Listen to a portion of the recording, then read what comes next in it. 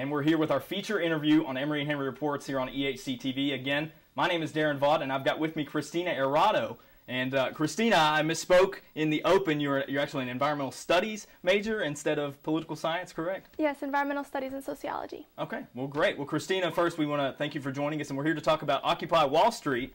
And of course, it's a big thing. It's been going on for 2 or 3 weeks nationwide. It's hit somewhere around, I believe, 200 cities. What are your thoughts on it?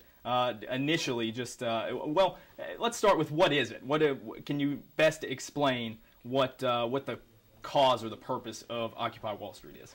Sure. Well, Occupy Wall Street is really interesting. It's a movement that started on, I think, September 17th by a group of students, and they were really the slogan that sort of came out of it that everybody recognizes now is the 99%, and it's basically saying that 1%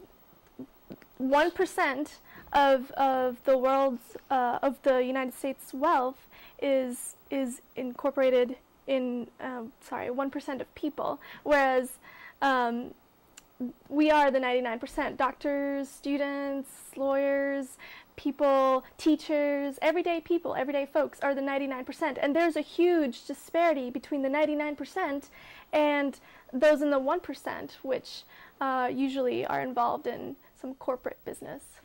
And why is that? Why is it just now an issue, or is this something that has been talked about for a while, but it's just now really being protested? Right. Well, I think people now are just really fed up because we hit our 2008 financial crisis, and our House, our Senate, they're not doing anything to help us. So people are fed up, and they're taking it up in the streets, and they're saying we really need support from our government to get through this financial crisis. And we don't like that 1% of the wealth is so allocated in these corporate interests. So.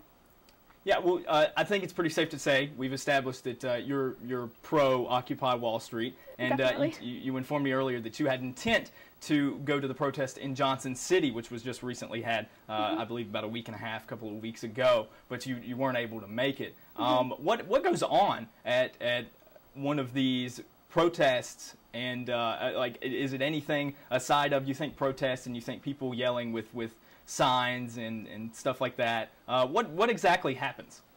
Right, well, it really depends on which protests you're attending. I think the ones in the major cities are probably a lot more energetic, and there's definitely more of a chance that you'll get, some people are out to get arrested because that's what really has pushed the movement into the media's attention, the arrests. But in the protests that are going on in the smaller communities, what we find is actually the smaller communities would actually just like to show solidarity. They want to show support for the movement. So in Occupy Johnson City, what we see is that they're there with probably, I assume, because I was not able to make it, as you mentioned, but I assume that they had signs, and there was some protests and probably some cries, some rallies, but there were no arrests. People in these smaller communities are not looking out to get arrested, and they're looking for people to just show up and saying with their bodies, by being there, that they support the movement and they want to see change. So it's really it's more of just a show of support, of solidarity for the movement. Can protests like these catalyze change in most situations? Like what's the good that will ultimately come out of this if Occupy Wall Street, protesters accomplish their mission? Well, what we can expect to find is that people are waking up around the nation and around the world, because Occupy Wall Street is now a worldwide movement, and many cities outside of the United States, in Europe and other countries that are going through the financial crisis, are also doing Occupy Wall Streets. So what we can expect to find is that people are going to wake up, and they're going to want to see more change. They're going to demand change, and we're going to see community efforts to really start a grassroots movement and begin to maybe enact local change, since national change is so hard to achieve with these with lobbyists and corporate interests and things like that. So I think people will get more involved in their communities, and actually there is a community movement that has started. It's called Progressive Politicals, or yes. And actually, I just found out about it, and the group is hoping to enact some local change, and they're hoping to have a bigger Occupy Tri-Cities coming up. It's in the works. So, and we're gonna do little things here and there. We're gonna work with the community to enact local change. So what kind of group is this? What kind of people does this group consist of? Is it people pretty much from all walks of life, students like yourself? Mm-hmm. Well, I haven't been to the meeting yet, but it's coming up, and I'm very excited. I'm hoping that there will be people from many walks of life. I think that there will probably be more people, like I would say, like middle-aged, you know, like people that are already working, because I know that students are probably very busy. However, we encourage everybody, anybody that has time and interest, to join us. So they can actually get in touch with Anthony Fleccaventa, who is the kind of, he's head of the listserv online, and he can give you the information to go to one of the meetings.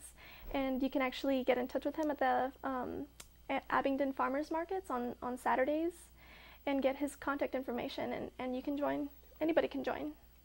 Well, Cristina, I'm thinking about it while you're speaking here, and I think I may have skipped a crucial process in this. For Occupy Wall Streeters, let's call them that, why is it so important to get this message across? Why is this disparity between the 99th and 100th percent so important?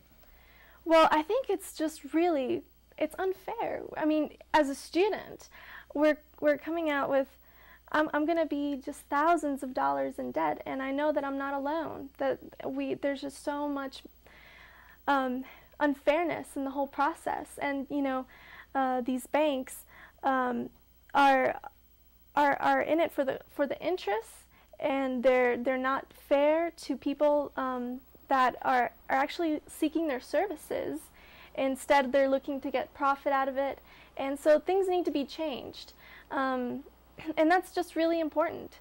You know, we're an example of just how we're heading in the wrong direction and where our government is going is the Citizens United versus United States Supreme Court decision in 2010 that basically said, you know, any corporation is counted as a person and can give unlimited funds to campaigns.